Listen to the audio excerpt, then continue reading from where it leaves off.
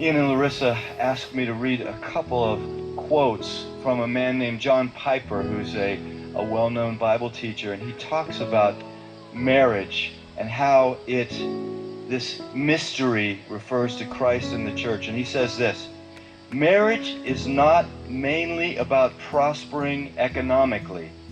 It is mainly about displaying the covenant-keeping love between Christ and his church. He says, knowing Christ is more important than making a living. Treasuring Christ is more important than bearing children. Either way, it is short. It may have many bright days, or it may be covered with clouds. But if we set our face to make of marriage mainly what God designed it to be, no sorrows and no calamities can stand in our way. Every one of them will be not an obstacle to success, but a way to succeed.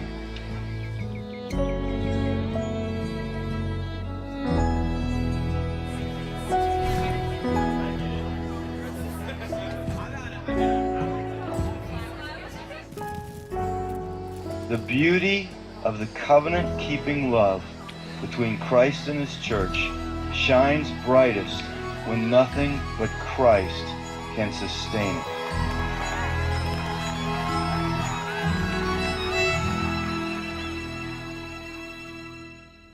Ian and I first met in 2005 at college and had a blast for 10 months getting to know each other. And I was looking through and I found one of my favorite pictures, which I think was actually taken right before his accident. He set up a camera on his tripod, and it's just a classic Ian face that to me sums up who he is. We'd been dating for 10 months and he was working an extra job for his dad, and he was on his way to work near Pittsburgh. And we got a phone call that he had been in an accident, and we didn't know if it was when he got to work or on his way. And so we got down to Pittsburgh, and I was just praying the whole time in the car that it wouldn't be his brain. After being at the hospital for a few hours, we found out that it was, and he had been in brain surgery for a few hours and had suffered a traumatic brain injury. God totally spared his life. One night he was failing 4 out of 5 brain activity tests, and the next morning he was doing well and his brain was starting to respond again.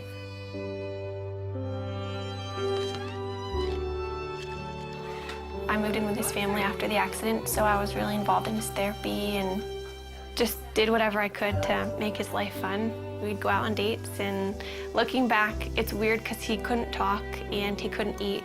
So we probably looked like complete weirdos being on dates, but we had a blast and I just talked to him all the time. I knew that before Ian's accident, he was very serious about marriage and was ring shopping, so I knew where he was, and that helped me so much. After he couldn't talk, I knew that he loved me, and I knew where he wanted the relationship to go because we were dating very intentionally. We just prayed that marriage would someday happen and watched all of our friends get married and start having families. That was challenging, but we just tried to hold out hope that that would be us someday.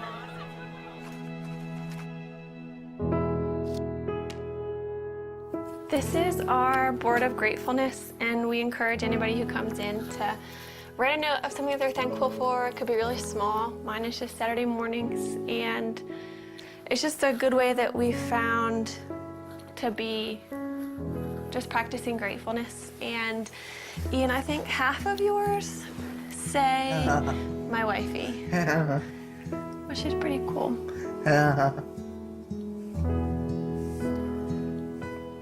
We decided that we couldn't really consider marriage as an option until Ian was able to communicate, but if he could communicate with me, then we could have a marriage, knowing it would be really different, but as long as Ian could talk to me, then we could make it work. So once Ian began communicating, it became a little bit more of an option, and then we just kind of watched Ian progress. I want to be. How are you? What? How was your day? Yes. A conversation I had with his dad, it was one of those conversations where I realized this could happen. Then that August, his dad was diagnosed with brain cancer. And at that point, his dad's biggest concern was Ian and I, and whether or not we were going to get married or step away from our relationship. He wanted us to make a decision to move our lives in some direction.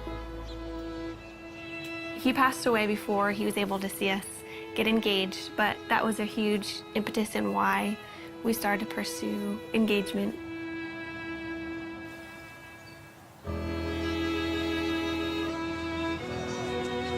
Throughout premarital counseling, we just used this momentary marriage. It was so helpful because John Piper talked a lot about primary things and secondary things, which is really important for us because when we're walking out our marriage practically, Ian can't do the secondary things like working or making a meal for me. Everything that's primary, though, he can do, which is leading me spiritually.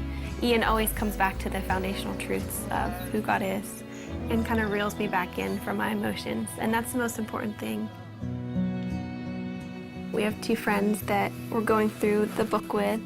I think we've just been able to help them see that maybe the little things that they're excited for about marriage are worth being excited about, but they're not the end all and be all of their marriage. But we also have so much to learn, and we're learning from them and things that they share because our relationships are different and we can glean different things from each other. I think what helped us in deciding to make this commitment to each other, at least for me, is knowing that Ian wouldn't have left me if the roles were reversed, and that we love each other and we know that God's going to be faithful to our marriage. We're able to love each other with, I think, a more Christ-like love because of Ian's disability, and just understand that picture a little bit better than if you were healthy. Yeah. Do you agree? Yes. What about God enables you to have a happy marriage? You know, What? he's awesome. He's awesome. Yeah.